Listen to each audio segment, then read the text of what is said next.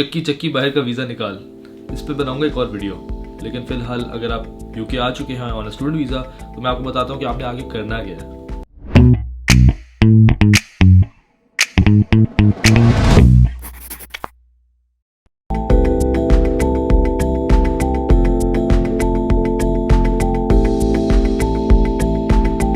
तो भाई आपका यूके का स्टडी वीज़ा लग गया और अब आप चाह रहे हैं कि आप यूके मूव हो जाएं, और मूव होने के बाद आपने करना क्या है, तो मैं अभी से आपको बताना शुरू कर देता हूं। तो आपने नोटिस किया होगा कि जो आपके पासपोर्ट के ऊपर वीज़ा लगा है तकरीबन 3 महीने का है, लेकिन आपकी स्टडी का पीरियड होगा या साल या 1.5 साल अगर आप मास्टर्स कर रहे हैं और 3 साल अगर आप बैचलर्स कर रहे हैं। तो बैचलर्स अगर आप कर रहे हैं तो आपका टोटल वीज़ा तकरीबन 4 साल का होना चाहिए, और अगर आप मास्टर्स कर रहे हैं तो तकरीबन 16 महीने का होना चाहिए। इसमें फ्लक्चुएशंस आती रहती हैं ऊपर नीचे बाय होम ऑफिस, लेकिन उन चीज़ों से आपने परेशान नहीं होना। जो टाइम आपके पास है आपने उसको फुली यूटिलाइज़ करना है, और यूटिलाइजेशन के लिए सबसे ज़्यादा ज़रूरी है कि आपको पता हो कि आप किस डायरेक्शन में जा रहे हैं। तो वो डायरेक्शन देने के लिए मैं ये कुछ वीडियोज़ बना रहा हूँ। तो यूके जब आप लैंड करेंगे तो आपने सबसे पहले करना ये है कि आपने अपना बीआरपी कलेक्ट करना है। BRP is basically biometric residence permit. इस परमिट का मतलब ये है कि आप in and out of UK travel कर सकते हैं, और उसके ऊपर आपका वीज़ा की टोटल वैलिडिटी लिखी होगी। 31 दिसंबर 2024 के बाद से बीआरपी खत्म किए जा रहे हैं और उसको डिजिटल किया जा रहा है। तब तक आपको एक फिजिकल बीआरपी कार्ड आपके पास होना ज़रूरी है अगर आपने यूके के अंदर और बाहर ट्रैवल करना है। और इवन अगर आपने जॉब्स वगैरह लेनी है जिसके ऊपर आपका राइट टू वर्क वगैरह लिखा हुआ है, तो वो सब कुछ बीआरपी के ऊपर होता है। तो जब आपने या आपके कंसल्टेंट ने वो वीज़ा की एप्लीकेशन भरी थी, तो उसके अंदर उन्होंने मेंशन किया था कि वो आपका बीआरपी किस एड्रेस पे पोस्ट करेंगे। अगर आपके कुछ रिश्तेदार यहाँ पे ऑलरेडी रहते हैं तो आपने उनके घर पोस्ट कर दिया होगा, या कोई दोस्त अहबाब, या फिर आपने पोस्ट किया होगा किसी पोस्ट ऑफिस के ऊपर।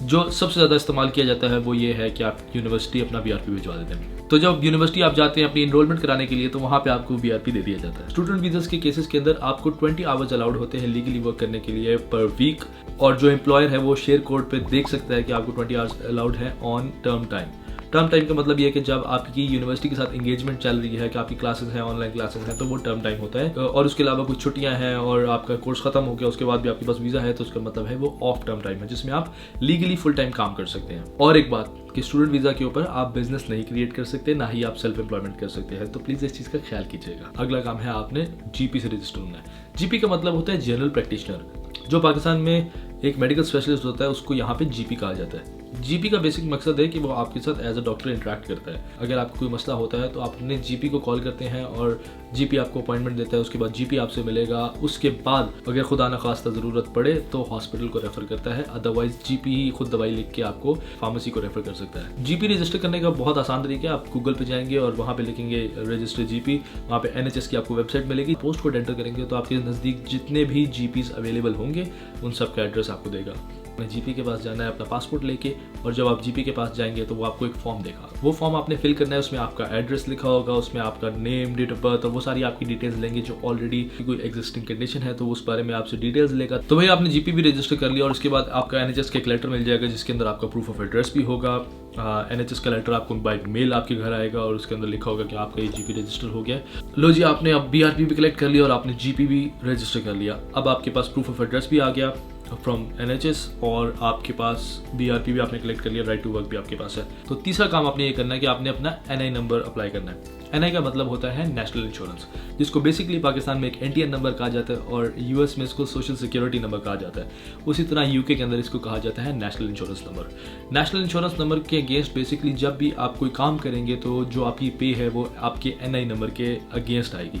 तो NI नंबर बेसिकली एक प्राइमरी की है जिसके अगेंस्ट आपकी जितनी भी डिटेल्स, आपने जितने भी पैसे कमाए हैं, जितना भी उसका टैक्स बनता है, जितना भी उसका टैक्स का रिफंड बनता है, ये टैक्स का रिफंड भी मैं आपको किसी और वीडियो में बताऊंगा, लेकिन तो सारी जितनी भी चीज़ें कैलकुलेट होती हैं ये NI नंबर के अगेंस्ट होती है। तो भैया आपने अपना बीआरपी भी कलेक्ट कर लिया, आपने अपने जीपी से भी रजिस्टर कर लिया, आपने NI नंबर भी बना लिया। अब आपको एक ज़रूरत है बैंक अकाउंट की। ऑल्दो बैंक अकाउंट आपको बहुत ज़्यादा ज़रूरत होगी, और ये सारा काम आपने आते साथ शुरू में ही करना है। ये सारा कुछ आप साइमल्टेनियस भी कर सकते हैं, और आपने कोशिश करनी है कि आपने साइमल्टेनियस ही करना है, because most of the transactions that happen in the UK are cashless.